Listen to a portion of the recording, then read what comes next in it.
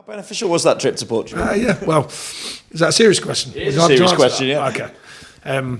Well, the thinking behind it really was the fact that we don't get many windows other than pre-season really to get everyone together, because often when the internationals come round, we're in a good position now in a sense that a lot of our players are called up for different countries. So, but that allows us, or doesn't allow us, to get the group together very often. So we thought it was a good window to do that.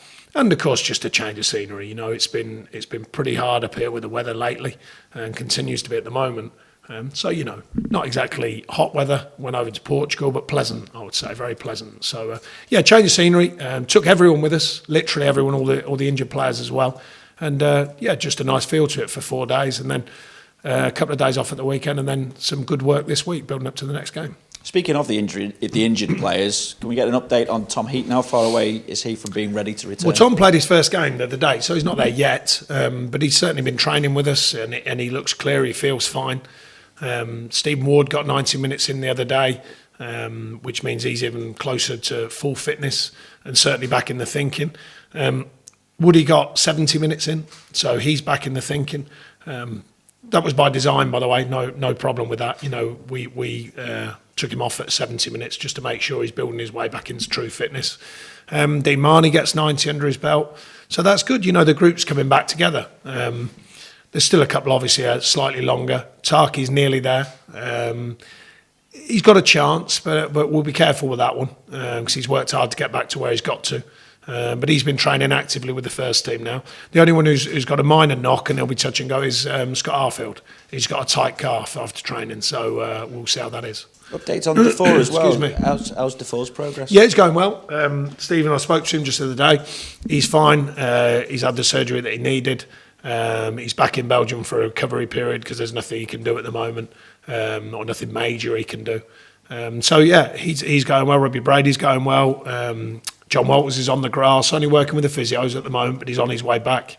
And it's good. People like Robbie, he's a great character, Robbie, and it was good to get him out with us as well, because even though he's sort of just getting back to walking and very basic stuff, but it's still nice, a bit of sun on his back. He's walking around watching the training as he goes, working with the physios, doing all the work he can physically do. And even that, it brings him closer to the groups. It's hard when you're injured. I had injuries in my career. It's very difficult to feel truly part of it. So them little windows when you can be right in and amongst it and amongst the group, I think they're good for the mentality of the injured players. When you're reeling off all these players that have been injured, though, it puts into context just what injury problems you've had, doesn't it? And just how the squad has managed to cope with it. Yeah, but on the other side of that, I spoke all season really about, I thought we'd got a deeper squad, so it's important that we use that. That's been used. The fact that some players who weren't playing so often are now up to speed, properly up to speed, got football played, which is helpful in that respect. We've had a tough run of results, which can happen. But as them players come back, that we want the demand to continue to improve, because players that have got an obvious demand in front of them every time that whistle blows, because they've got another team who want what they want. But that day-to-day demand, of when the group's at its strongest point and everyone's vying for a shirt, that brings that edge. And when you lose so many, that edge can soften slightly, because obviously players are probably hedging their bets. They've got every chance of playing. So I think that's important. That group dynamic is very important. Just that in-house competition. I mentioned it over the last few years. I think that demand in-house is very, very important to get that kind of edge to a performance when you need it, when the whistle really blows. So I think that's, it helps when these bodies are all coming back to full fitness. It also presents you, though, with big decisions, notably, as we speak about Tom, the decision at goalkeeper. I'd imagine, given Nick's performance, that it makes it pretty difficult for you, doesn't it? Well, Tom's not even there yet to worry about that. Tom's main thing is for him to get fit. He knows that, and I know that. He's been out a while. He's done very well with his rehab, and so have the medical team with that.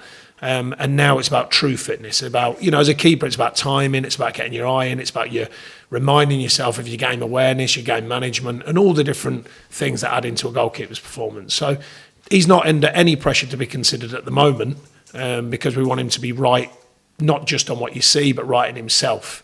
And that's an important factor for us. Do you have to factor in as well his own ambitions for going to a World Cup? Yeah, but he's a very bright professional, I think. And what I mean by that, he's not only very professional, he understands the profession. So he understands he's got to be right, regardless of whatever else he's looking for. He has to be right, and he has to be right for himself. He has to be right for the players and the team, and he's well aware of that. So we're as much governed by him. He's certainly old enough and wise enough to know when he's really on it, and he's on top of his kind of feeling of being a goalkeeper, and that comes with playing games. So he's in a good place at the moment. He's enjoying being back out there every day with the players and working with us. Maybe the England ambitions are at the back of Nick's mind as well? I don't know. I mean, the good thing this season, there's performances from players who have certainly at least made a mark in if not the media view, certainly Gareth's mind. I respect Gareth and think, and I hope for him to do a great job. And he's shown good signs of that already. He's certainly become respectful of the group we have here. I know that for a fact. And he's come to watch many games, and I think in a serious way, not just to throw his eyes on people, to actually consider some of these lads, with a sort of depth that it takes to understand whether they're good enough, or whether he wants them, or whether he deems them good enough, etc., etc. So I'm pleased that the club and the players within it have certainly made a mark on the international scene. And like I say, whether they make it or not is for Gareth to decide, if we're just talking about England, of course. And the other players, there's both Stephen, I think. Johan, on the other hand, I think, you'd strongly fancy him to be in and around it after what he's achieved for us and for his country. So, we'll see how it goes. We'll see what players go into the mix at the end of the season. Nick, ready for it, do you feel? That kind of stage? I think his performances have shown a level of consistency to be in amongst the thoughts. I would say that. It's not my decision on whether they think he's ready for it. I think he's done enough to be certainly at least on the radar, if you like. I haven't really spoken to Gareth so much about the individuals because I don't think that's fair. If he asks my opinion, I'll be happy to help him, but I don't force it upon him. I just give him, when he rings or I speak to him, I just give him a little broad view of what I think the players are doing. But inevitably, it's down for him and his staff to decide. 36 points, 10 points ahead of Southampton. Do you feel you're safe already? No, not at all. I don't think we think anything other than the goal hasn't changed. The goal is to be better than last year. So there's not really a thought either way on this idea of being in the division or not in the division. There's not much thought of that at all. It's about the game readiness to take on each challenge as it comes. And we've done that well. Even in this tough period, we've still done that well. There's only been a couple. I thought we were below par at Swansea, below par for the first half at Palace, but were strong in the second half. I haven't been too disappointed with the performances. We're definitely not the real deal. We're a squad that are learning and improving. And with that, you sometimes get these challenges that come your way of a tough run, bad run, whichever words you choose. Facts are the facts. So in regard of the team, then the literal challenge for us is the next game as it comes. But then in the bigger picture, to be better than last season. I think we have been by our performances. Now it's about turning them performances, or continue to turn them performances, into points on the board. We are asking every manager, though, how many points do you feel will be needed to stay in the division this season?